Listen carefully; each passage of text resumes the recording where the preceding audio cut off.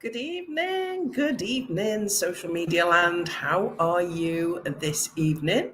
I hope you are well. I am a tad windswept and interesting. We've gone from having bright sunshine consistently and being completely dry here in Scotland to rain and wind. So, in fact, I just need to put some lights on here. I'm sure it will be better with lights on. Yeah.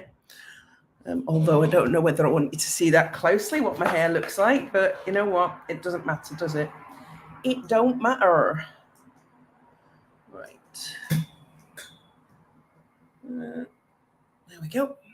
We have light. So as you can see, I haven't dressed for dinner or or get ready for you because you're more interested, I hope, in what I've got to say tonight. So welcome. If you're watching live, please do let me know. I can't see your comments on all platforms, but I will come back to them. Let me know where you're watching from. If you're watching on replay, let me know. If you've got any questions, put them in the comments, please. So tonight I thought I would talk about mindset for one reason, and one reason only, because it is the be all and end all of whether you achieve what you want to achieve in your life, the success levels that you experience, and how you deal with problems and obstacles as they come up. So it's an important subject. I've been talking about it a lot recently. I've just done a retreat this weekend and we've done a lot of mindset work. So I like to talk about what's current and what's happening in my world and how I'm helping people currently. So I thought I would talk not only about mindset, but how to really activate your mind, because many of us are not performing at our true potential. So that's what I'm going to be talking about tonight. And this will help you in your business, in your life, to help make decisions. It's certainly going to get you thinking, if nothing else, tonight. So, as I'm on all platforms, I'm going to introduce myself like I always do. I am Mandy Nicholson, and I am the Creative Genius Consultant. I am an artist, an author, and a creative retreat owner here in Scotland. And I help creative women to launch, grow, and scale their businesses and make more money. And I always start with mindset. All of my programs, all of my teaching, even one-to-one coaching begins with mindset, and it never goes anywhere else. Now, I've got some notes on the screen, so if I'm not looking at you, it's because I'm reading notes, okay? So one of the things that's very, very true is that we often we're brought into this world, aren't we? And we are manipulated from day one, because when we come into this world, we have no opinions. Hi, Jill. No opinions about anything. We're a blank canvas. And as we grow, the beliefs and the opinions and our worldview and how we see things and understand things is almost, I'm trying to think of a really good word here to describe it. I mean, it's given to us. It's a generational gift, isn't it? A gift that may be very much unwanted. And I'm going to use some extreme examples of that. Is if you've got racist parents, you're highly likely to have those same underlying beliefs unless you fight against it. And even that fact that they had those beliefs can be the reason you fight against it and why your mindset is like it is today. So whatever our parents, grandparents, people that surrounded us, the grown-ups that were influential in our lives believed and understood, and what their worldview was, generally has been handed down to us as almost like an inheritance. But we are in complete control of the way that we manage our mindset all the time. You can change anything. You are not a fixed being. And one of the ways that's really good to be more flexible in your thinking is to activate your mind fully by questioning it. And it seems really, really basic, doesn't it? But it's really powerful and it really works. So I wanted to bring to you tonight, hey, Steph, Some questions to make you think. Now, these will make great journal questions if you are a journaler. If not, write them down, put them in your notebook, and really think about what your answer is and why to some of these questions, because this is how you are going to activate your mind at a different level. So my first question to you, and this has never been proven, there are no like absolute factual papers written on this, on any of these questions. I want you to think about the question, where do thoughts come from? Where do thoughts come from? There's no scientific evidence on this. There's no medical evidence on this. There's not even any psychological or psychiatric evidence on this. So where do thoughts come from? And why do some people have thoughts that manifest in a really negative way? And why do some people have thoughts that are positive consistently? So where do they come from? You might think you know the answer to this. You might be going, well, my thoughts come from here, but actually you don't know that. You can't truly and honestly answer that question. But in thinking about it and pondering it, you are starting to activate different levels in your thinking and in your mind. And all of these questions are going to do exactly the same for you. Now, you will have an opinion. You're going to have an opinion on some of these questions, but an opinion is not fact. And your opinion may be different to my opinion, may be different to the next person's opinion. None of those opinions are either right or wrong. They're just an opinion. And when you start to really grasp that and realize it, it helps you to be able to break down problems and be more objective and non-judgmental in everything you do. But this particularly helps you in business. So the next question I'm going to ask you is, where do your world views come from? Okay, so where do your world views come from? How you perceive the world we live in, the behaviors of people, race, equality and inequality, borders, all of the, where do your world views come from? Now, you might say that's really easy, Mandy. They come from my parents or they come from this. You are in control of everything, every decision you make, all the thoughts, wherever they come from, you still control them. When they come from wherever they come from and they're in your head, you choose the way that you perceive things. Where does your worldview come from? Does it come from the environment you were brought up in, the place that you were born, the people that you lived with, the media?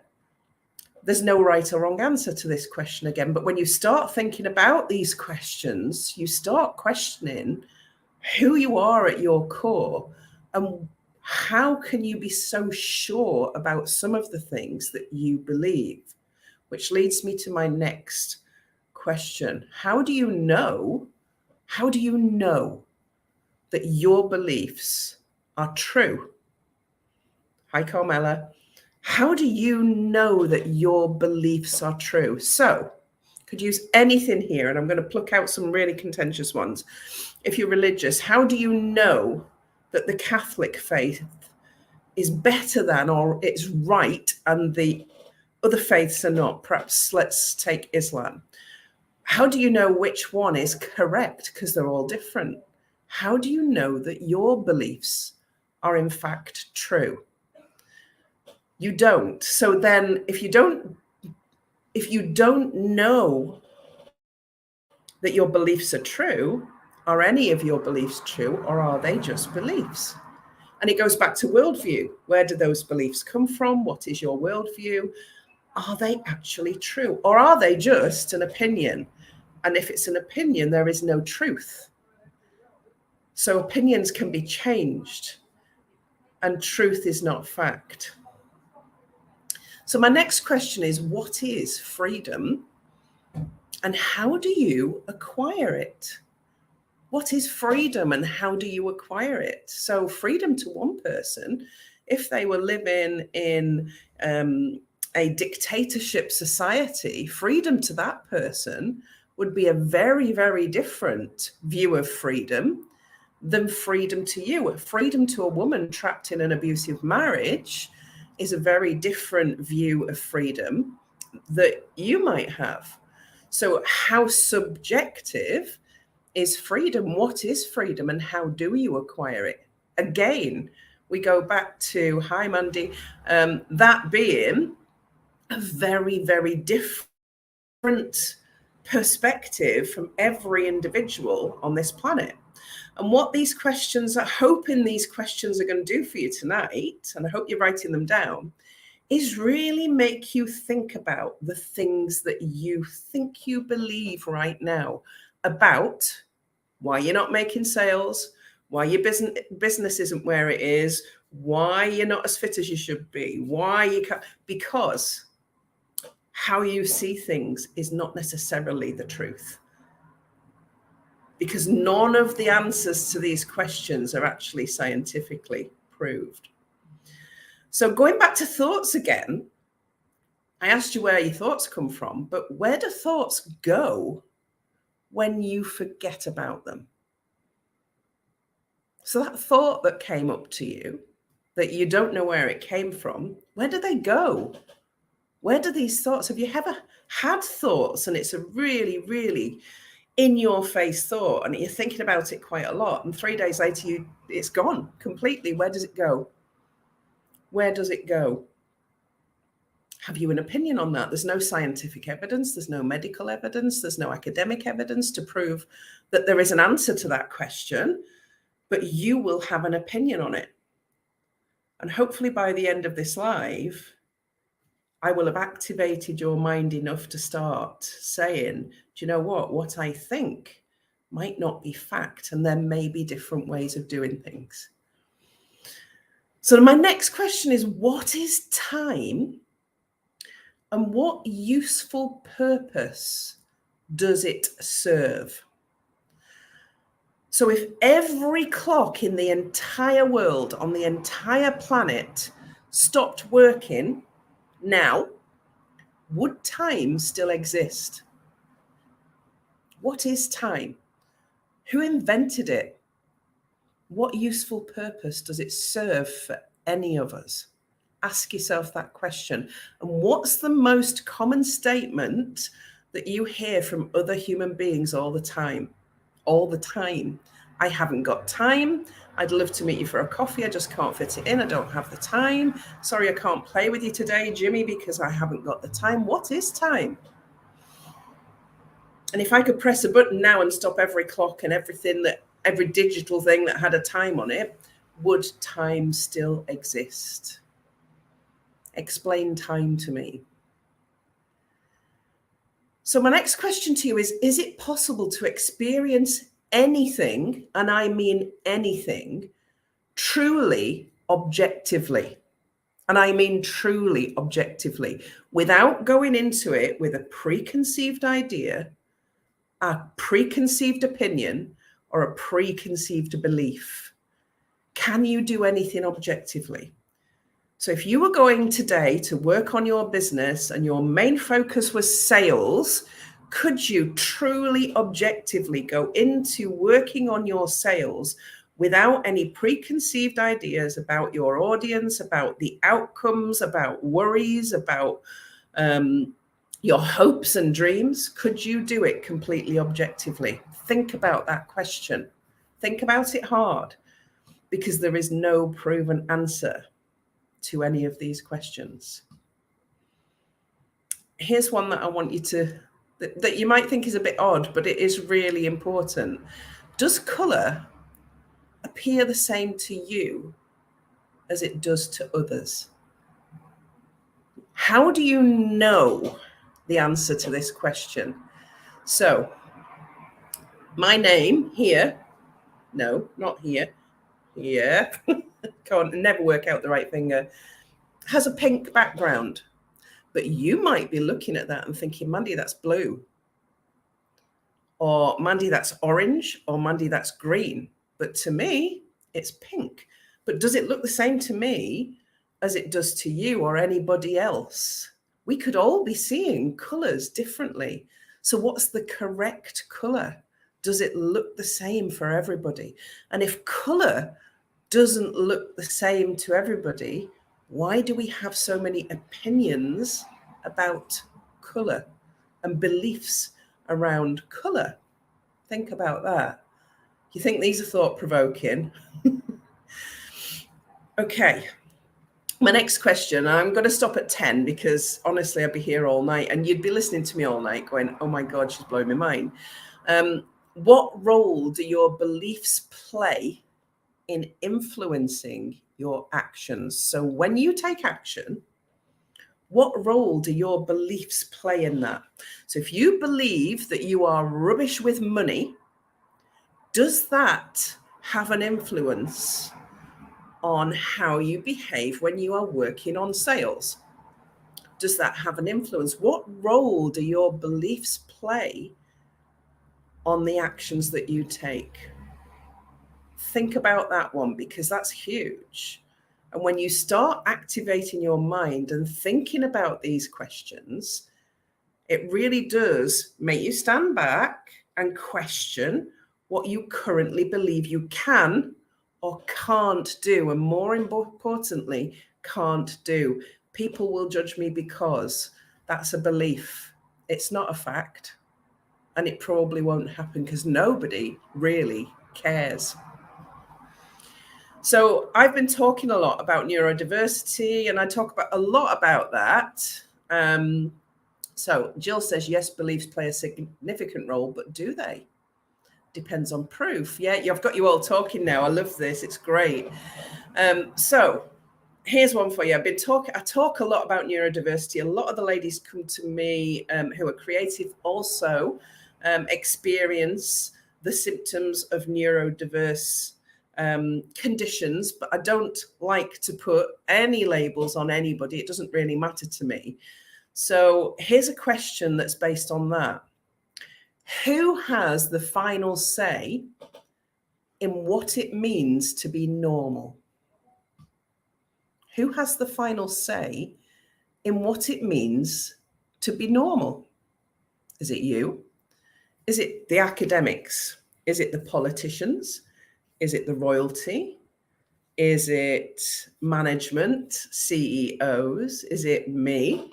Who has the final say on what it means to be normal? Is it the media when they are portraying what a woman should look like or what a man should look like or what a gender should look like? Who has the final say on what it means to be normal? And how dare we have an opinion on what is not normal? Think about that. How often do you look at something and think that's not normal? But what is normal? There's no normal in relation to anything. You know, who has the say on what is normal, even in relation to anything? Who has the right to have the final say? Who has the God-given right to have the final say on what is normal? Now, I know that's really been quite deep tonight in the 20 minutes or so that I've been on. And I could keep going because I have got more questions. Believe me, I've got more questions that are going down that same route, because when you start to think about these questions and you're already having different opinions in the comments there, and I love that. Yeah, I absolutely love that there's some differing opinions in there because that's your perspective, your worldview, your beliefs, your understanding of the questions that I've just asked you. So when you are faced with your business and you're going, oh, this is hard, I can't do this, I'm not making the sales that I should be making, where's the fact in that? Who said that those were truths? Are they beliefs and are they limiting you? And is that because your mind already has a perception of what the answers to some of those things already are? And this exercise tonight was all about mindset. And really, when we think about it, how compartmentalized mentalized and closed our minds can be just from existing in the world that we do, where we are bombarded by media, other people's opinions. You know, an academic presents something because they've done 10 years of study, and, you know, it must be fact because they're academic. But actually, does science really create truth, or just discover what is true? So does science create truth, or does it discover what is already true? So who has the final say on anything? And why do we believe people in authority any more than ourselves? Because nobody has the final say on anything. And their worldview is different than ours, and their beliefs are different than ours, and their opinions are different than ours, and they probably see a different color than we do. So when you are talking yourself down and thinking that your opinion doesn't count, and thinking that you are perhaps not good enough, or comparing yourself to others, I want you to ask this final question. What makes them right and you wrong? Or them successful and you not? Because I don't think there's an answer to that either, because it's in relation to what and in comparison to what, and you can't compare what makes them successful and you not, what makes them right and you not. It's not a truth. So I'm going to leave you with that untruth tonight, and I want you to rethink your business if you are in business, and take the opportunity to think about opinions, beliefs, what's true and what's not, and what you're telling yourself, and what mindset you are growing and creating to face this life that we are given, and to face the business that you've chosen to be in. And good luck with that. I'd love to know if that's made you think tonight. I'd love to know if you have any thoughts on that over the next few days. I will see you same time, same place next week. And I'll try not to fry your brain quite so much. See you then.